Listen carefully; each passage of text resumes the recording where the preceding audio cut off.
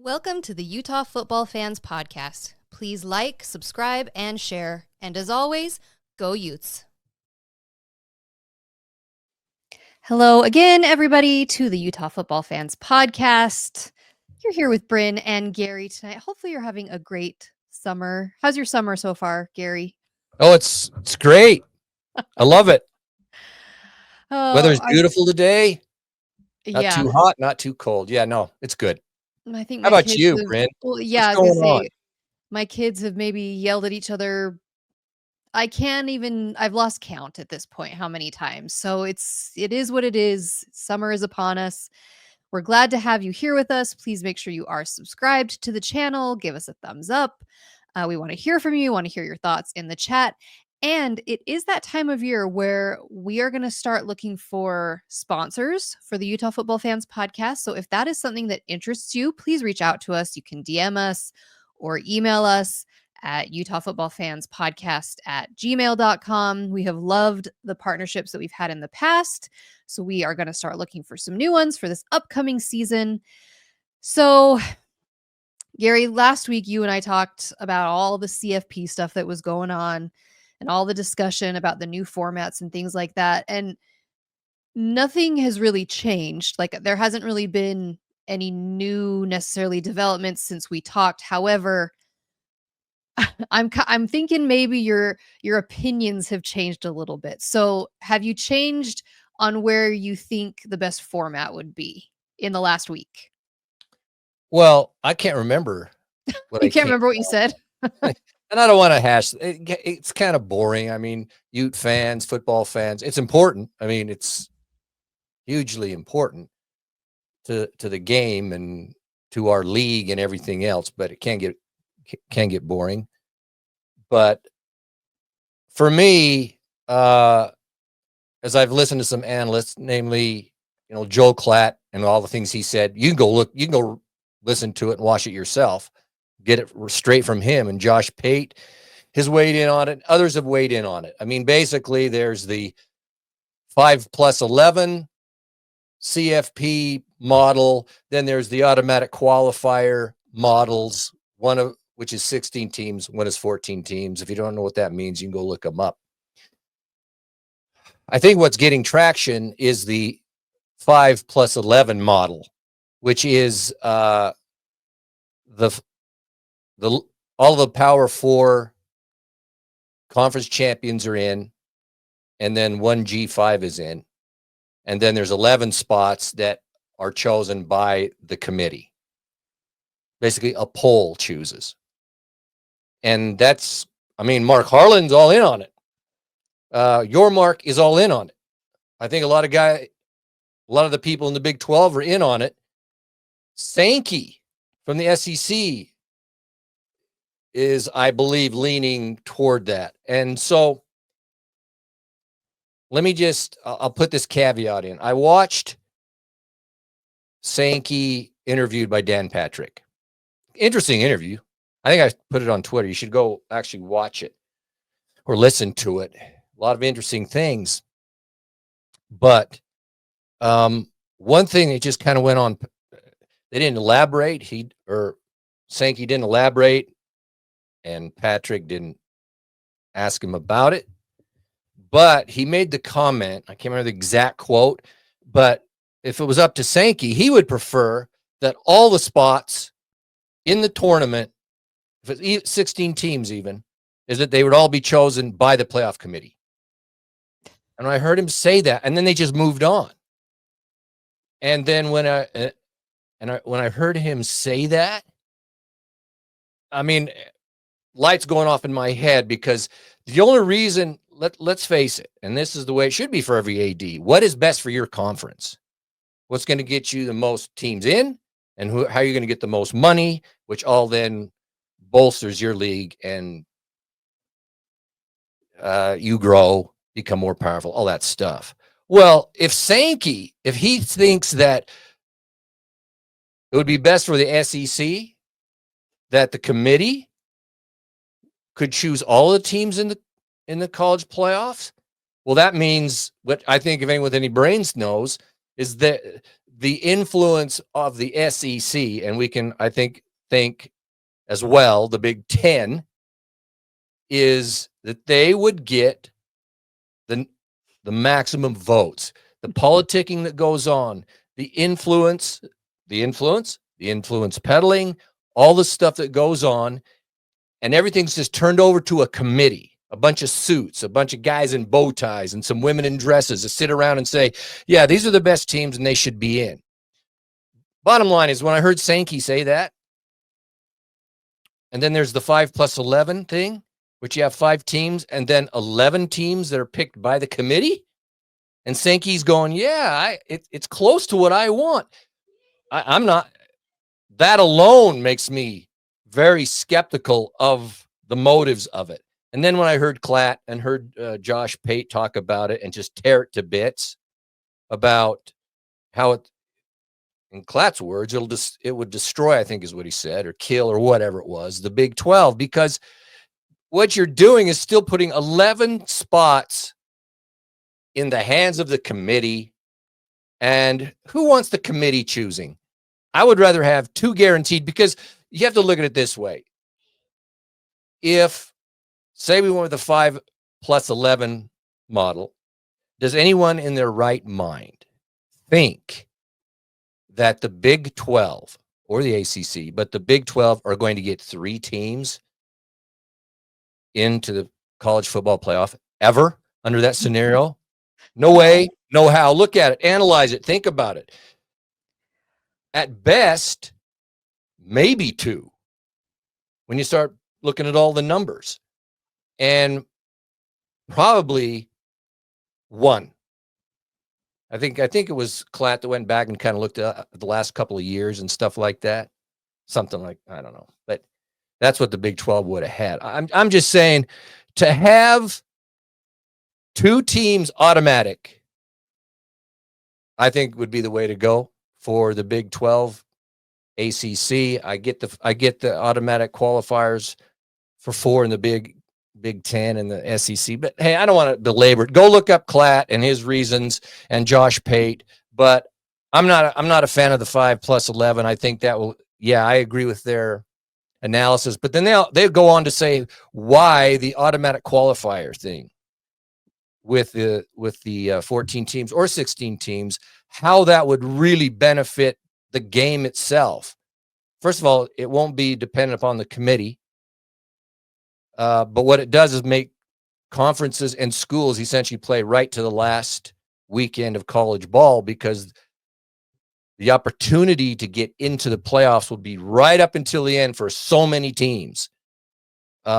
And it's not dependent upon a committee saying it. So anyway, that's not really a great explanation. That was long-winded. Didn't mean to go that long, but that's where I'm at. Well, I mean, I know last week when we talked about this, and it was kind of very fresh and new, and Yormark and Harlan had just made their comments right before we recorded, and they were both going towards the 5+11 model. And when I heard them talk about it, I was like, okay, yeah, that's kind of where my head's at. But then, as you've said over the last week, especially as I've heard Klatt and Pate talk about it, it's really a hard pill for me to swallow, to just go, oh, sure, the SEC gets 4 automatic spots and the Big 10 gets 4 automatic spots. That, like, it leaves a yucky feeling or a yucky taste in my mouth to think that. However, if that means that the Big 12 gets 2 automatic spots, I think maybe that's the route to go. And it, like you said, for all the reasons that Klatt and Pate, they lay it out really well. We're not going to go over all of that, because you can go listen to them articulate it. But if it's the 5+11, we will get 1 spot, and in reality, just 1. Let's be completely. That's what it will be. You're right. Let's be completely honest. Is that when it's left to the committee, they will never put another Big 12 team, another ACC team, another G5 team. Like, we'd all be toast. We'd all be left behind. That is the reality. It sucks. I hate it. I wish it weren't that way, but that is what would happen. And that would destroy the Big 12. So It will. as much as I really don't like the idea of handing over 4 spots to those 2 conferences, at this point, that probably is what's best for the Big 12. Ugh. Yeah, I agree with you because just the concept, when you hear that, you go, man, that's not fair. I don't like that. Right. Well, okay, fine. However, does anyone think turning it over to the committee that those conferences aren't going to get at least 4 Yeah. from each? No way. You live in a fantasy world if you don't think they're going to get the benefit of the doubt. And then you have to add in Notre Dame. Notre Dame, if they're having a decent season, they're going to get more votes than the Big 12 teams. And I think the ACC, at least a number of them, maybe not Right. all of them. I mean, Clemson and all that kind of Florida State, if they ever get good again, stuff like that. I don't know. So, well, and I'm the 5'11". I can't believe that our league might go for it. They're signing their own. I mean, who knows exactly? But to me, if I analyze it and think about it, it's going to kill us. I agree with you. I'm leaning more towards that way as well. I have changed my opinion over the last week just Yeah. through it all, and I hope that hopefully some people in the Big 12 are opening their eyes to that and seeing that, oh wait, this probably is not going to be what's best for us, and Yeah. we need to stand up for ourselves and look out for ourselves and be as selfish as the other conferences are being. I mean, that's what we got to do. You got to look out for ourselves and for our teams and put ourselves in the best position moving forward. So we'll see again how it all plays out. Obviously, nothing's been changed yet. It's all still being discussed. Yeah. The other big news going on right now is Stanley Cup Finals. It was game 1 last night. Can I ask just one question of you before we get to the NHL? Yes. Football fans, this is NFL stuff. I Oh, just okay. heard today Aaron Rodgers is signing with the Pittsburgh Steelers. I What do you think saw about that. that? It's weird. I don't Off the know. cuff, but what do you think? It's still like he's just one of those guys where I can't see him in any other team besides Green Bay. I don't know. Hey, I'm good. Hey, I know the guy's quirky and kind of different. I don't mind it. I like his independence. I'm glad he's playing another year. I'm not a Steelers fan. In fact, No. as a Raiders fan that I am, they are a nemesis. But I like Rodgers, so I'm glad to see him back in the league. All right, let's talk some important stuff. I mean, we're in a period of time as far as like football goes, college ball for sure. I mean, yeah, there's, these decisions are being made or discussed or whatever, but hey, the NHL, baseball playoffs aren't out there for a while. So the NHL is the sport right now. And the Stanley Cup playoff just began last night. What are your thoughts, Brand? Who's going to win it? Well, I posted this last night. I mean, it is a rematch from last year, which that doesn't I don't know. I like when it's new teams. I'm really sick of the Panthers. This is now their 3rd year of being in the Stanley Cup Final, which, yes, that shows what a great team they are. They are an all around fantastic team. I do not want them to win. I want to see Edmonton finally pull it off. And okay, yes, it'd be exciting. A Canadian team hasn't won in what? How many years? That would be very exciting for all the people of Canada, but I want to see McDavid win a Stanley Cup. He's one of those players where you talk about him, he's one of the best players in the league and he still hasn't won. So, I'm really hoping they can pull it off. I was a little disappointed, Utah fans. We posted it on our stories, a poll of who you're cheering for, and most of you said the Panthers. So, Is that right? yeah, you need to switch that over. Come on over to the Oilers side. They got to win. They won last night. Fantastic game. What time did you finally finish watching that? Because Oh, you it watched wasn't it that late. bad. Okay. Had to record it. I started at 9:00 and whatever it took me a couple hours. I mean, it's kind of nice. I mean, you just fly through the period breaks and the minute break that you can just get, fly through it. So it's great. But I don't know, 11. Well, yeah, when OT, so I can't remember. Yeah, That, exactly. look, I'm with you. I was a Panther fan for a while. I kind of liked. I'm not a Kachuk guy. Never have been. I mean, the Four Nations thing helped me, a little bit toward him, but I'm not really a fan of his.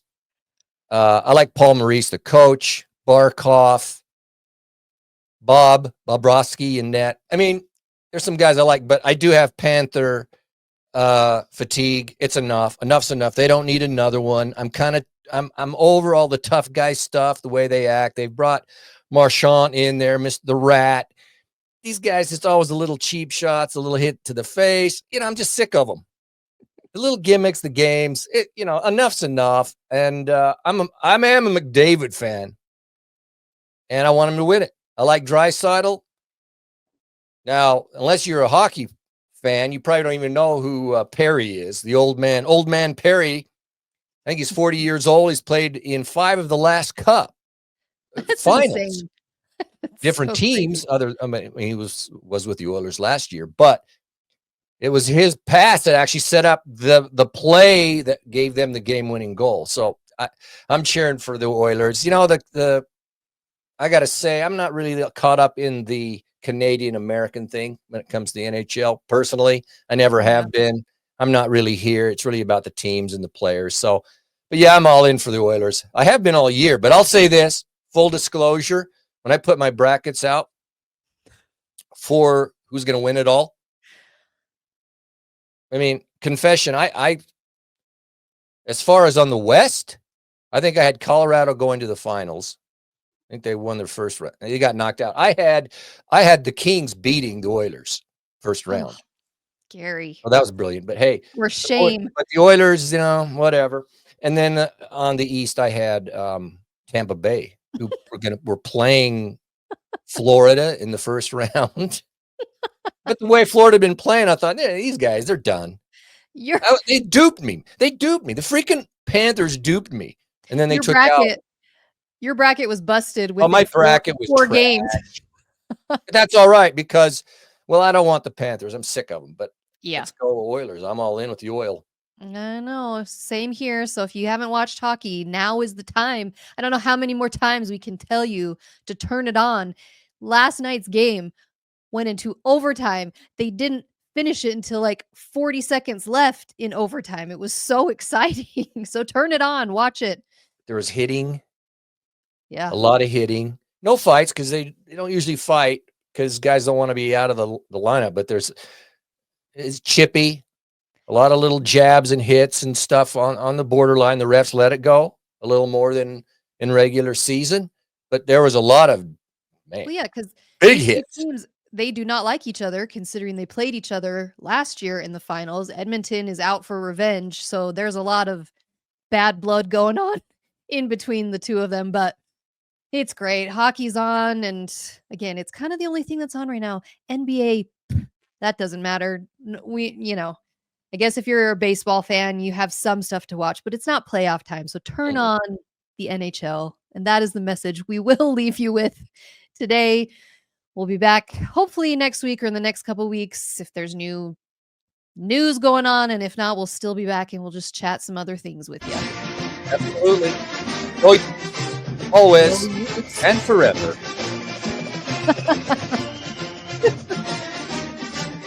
Forever and ever. Always go you.